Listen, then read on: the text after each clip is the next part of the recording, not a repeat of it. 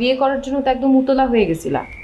এখন আমাদের বিয়ে হয়ে গেছে, আমরা বাসর ঘরে বসে আছি, তুমি তো কোনো কথাই বলতেছো না।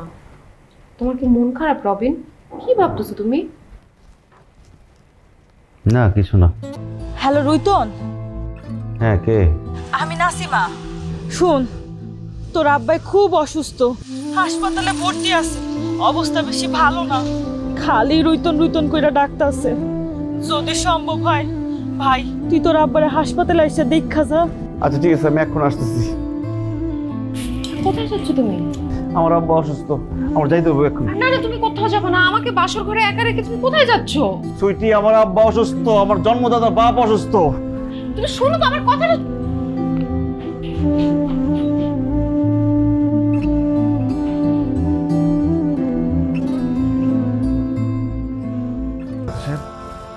আমার আব্বার এখন কি অবস্থা? ও, আপনি তাহলে ওনার সন্তান? না, আপনার বাবার অবস্থা খুব একটা ভালো না, ওনার হার্ট ভীষণই দুর্বল।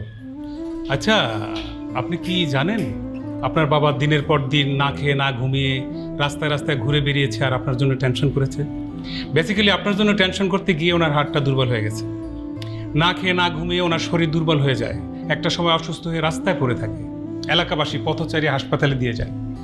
আচ্ছা, আপনি আমাকে বলুন তো, আপনার মতো একটা সন্তান থাকতে তার বাবার এই দুর্দশা হয় কি করে?